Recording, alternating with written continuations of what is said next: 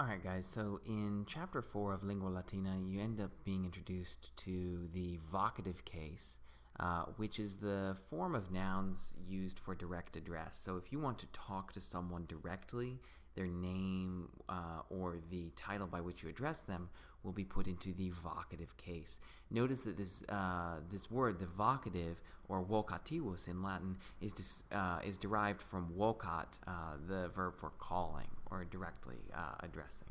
Okay, so note carefully that it is its own case, but the only time that you're actually going to notice a difference in the form of the noun is when you have one of these masculine nouns ending in us, and they'll change into an e in the vocative case.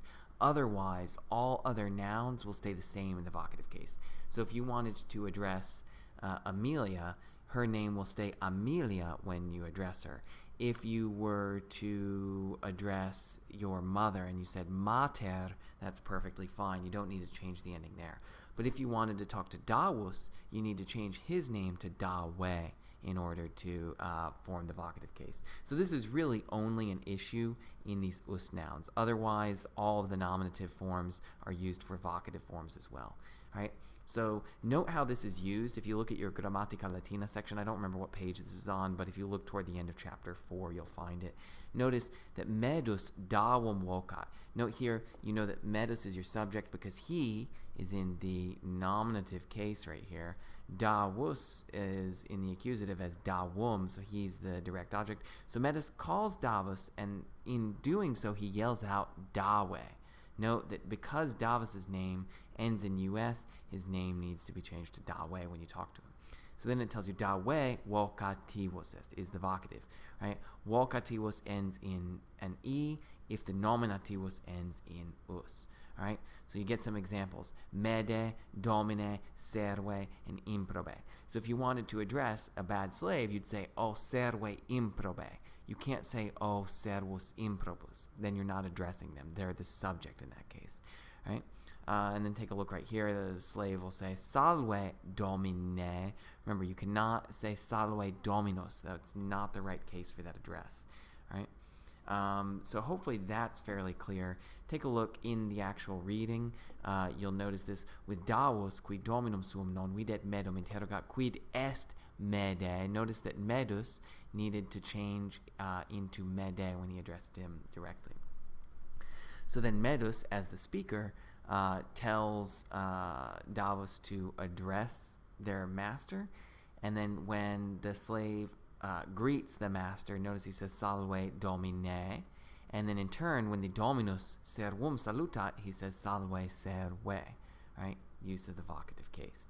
And then when Davos asks him what's going on, he says quid est domine. You've got to use that a form for those US nouns when you're using direct address.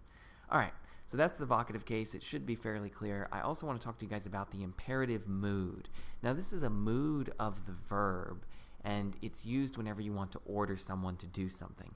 To form this imperative mood, all you really need to do is take the T's off of the indicative forms. So vocat will become voca, tacet will become take. Watch out here for some verbs. You will have a change from those that end in it right here to those ending in e. Just pay attention to those for right now. These are actually from the third conjugation, but we'll talk about that later.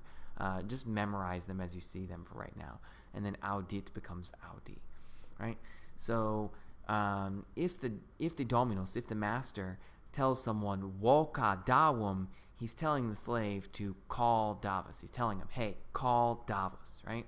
And then the slave obeys, and it says here, servus davum vocat, right? So the dominus says voca davum, and then the slave responds by calling Davos, right?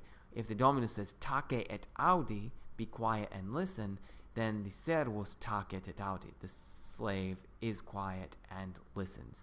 Notice the difference in the way the verb functions. With tacet et audi, you're telling someone be quiet and listen. With servus tacet et audit, you're making a statement of fact. The slave is silent and listens. Dominus then says disce de serve serve. Note right here use of the vocative case because he's talking to the slave directly. So he tells him, leave, slave, and then the slave, diskedit, the slave leaves. So note that you have to change the ending of your verb depending on what the verb does in the sentence, right? If the verb is used for commanding someone, it needs to be in this imperative mood.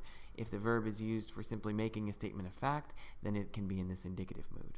All right, so voca imperativus est is the imperative. Vocat indicativus est is the indicative, right? So take audit discede, that's all imperative. Tacet audit discedit, that's all indicative, all right? Then you get your set of endings for the imperative, and then here are your set of endings for the indicative, all right?